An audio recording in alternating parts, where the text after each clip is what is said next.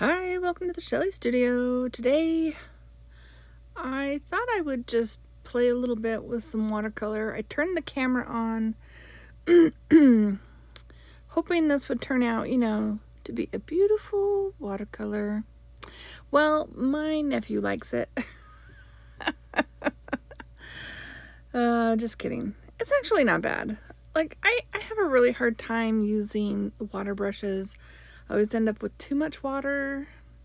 I mean, this is really fun, and he said this part was really satisfying to watch. He really liked watching it backwards, really fast. And it's really funny to hear, and I think he's 8 years old, to watch a video and say, that's really satisfying. I think that word gets overused so much. I wish I could figure out how to play that really fast and backwards for you, but I haven't learned that trick with my iPad. So you'll just have to imagine that backwards where all the watercolor is coming off. Anyway, I'm using just a travel 18 watercolor travel. It's Royal and Langnickel Essentials watercolor. It was a gift one year for Christmas. Might have been last year. I can't remember. I've kind of made a little bit of a mess of it, taking it with me on a few trips. Oh my gosh. I'm pulling it out here to look at it. I think some of the little things might have gotten a little stuck together there.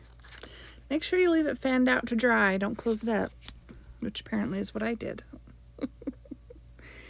Anyway, I'm doing this up, and I'm like, I was kind of thinking poppy, but it's not really a poppy. It's just out of my head. And still trying to figure out how to get it to look right. And I go to blotting it, which I think helps. I'm blotting it with a paper towel, or I think it might be a tissue. It's a little bit smaller than a paper towel. I'm not sure what to say. How is everyone today? Hope you're doing well.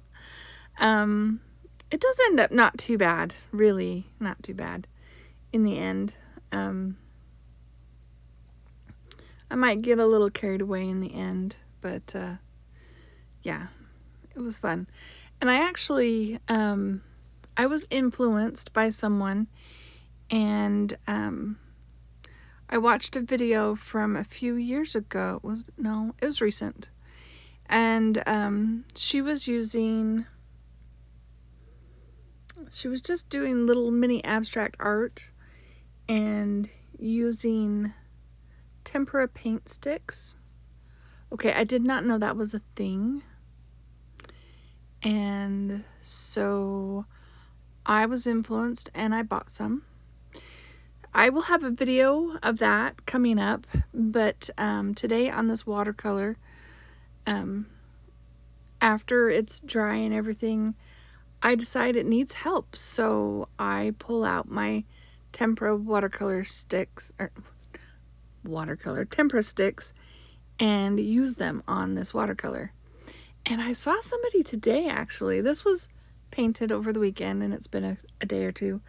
I saw somebody today who actually did a watercolor and then enhanced it all with pastel tempera paint sticks by Shuttle Art. I do not have the pastel ones, but I'm seriously tempted now. Because, oh my gosh, her watercolor looks fabulous. If I remember, I will link her video down below. I didn't know that was a thing, but now I want to paint a landscape and use these tempera sticks are kind of chunky. I mean, they're made for kids, right? So they don't come to a fine point. You can't get like fine detail, but I think they enhance my creation. And they can blend if they're still wet. You can blend them a little bit with your finger, but depending on how your weather is, if they dry really fast, they don't blend with your finger. You can use water, you know, a paintbrush with water, and do a little bit, but yeah, they're really interesting things. And see, does it my flower has improved, don't you think? But I decide I'm putting my little things back in, and it dries. It's like quickly dries for me, and it dries where it's not like you can. I went over it with a pen a little bit.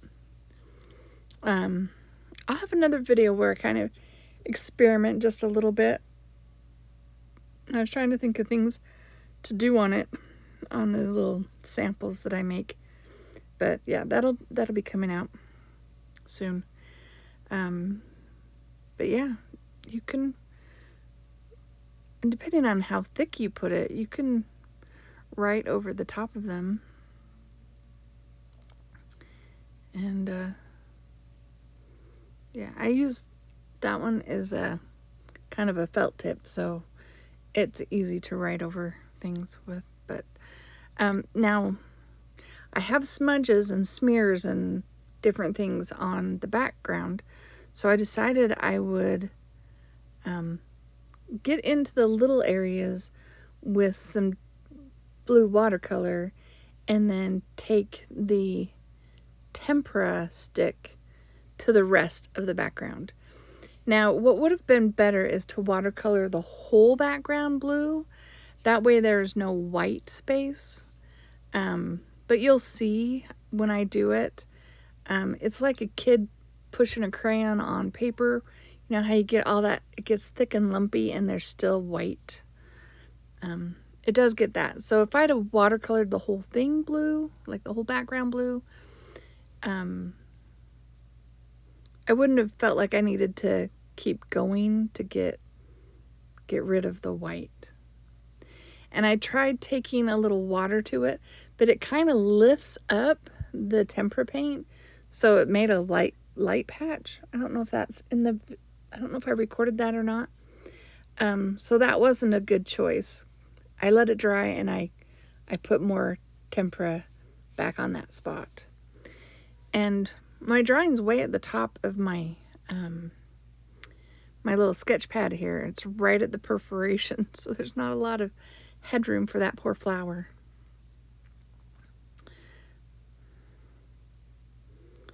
But yeah, just adding some blue. Not too worried about the unevenness because I figured I would just try to cover it with the tempera stick. And yeah, I do hit it with, yeah, that's me fanning it dry. So a few little puddles, so I'm going to hit it with the heat gun, heat tool. Yeah, I just keep going back and forth till that drip is dry. And then yeah, I'm just going to go in with the paint stick. And these are really creamy. They're like, they remind me a lot of gelatos. I also have gel crayons. They remind me a little bit of that. See how they've got the white space in there? I didn't want that. I keep going. Walk away, go do a different section. But I do have some gel sticks that are similar, but and maybe my gel sticks are old. They don't feel quite as creamy. These feel creamy like gelatos, but gelatos are definitely not opaque. And yeah, once you touch it somewhere, yeah, I couldn't get that back off, that little blue mark on the flower. I tried wiping it a little bit. It wouldn't come up. So I think I go back in and add a little bit of the red back into that. But yeah, just playing and having fun.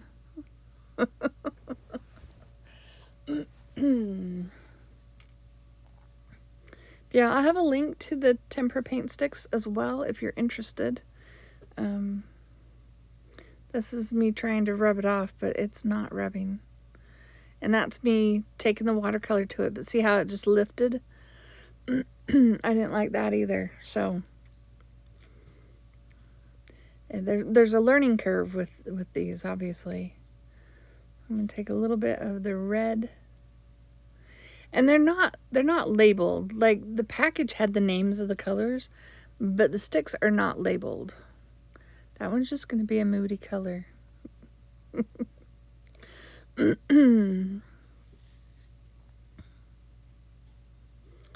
But it was a fun experiment to try, and yeah, I thought the paint sticks improved the flower until I smudged it up with the blue, but you know, gotta learn somehow, and this is just, you know, just a sketch in my sketchbook.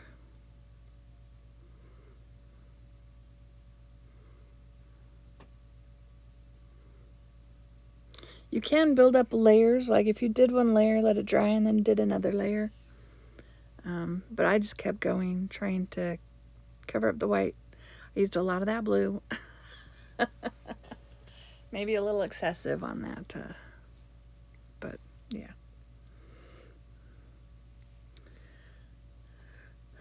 I decided it needs a little highlighting. So there is a white one, a white Tempera paint stick, and I pull that out. Oh yeah, that was me testing out. I wanted to see if I could scrape it, but it's dry, so it's not scraping back. But I just take a little bit of white. I don't want like harsh white lines, just a little bit of highlight in some places.